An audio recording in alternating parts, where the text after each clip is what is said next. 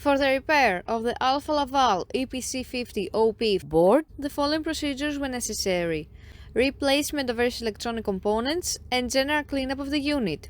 For testing, we add a 24-volt DC power supply.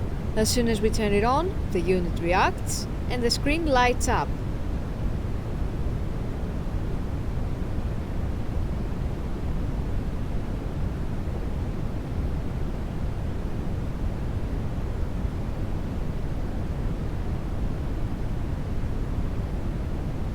The error message is due to lack of additional units, so no further testing is possible.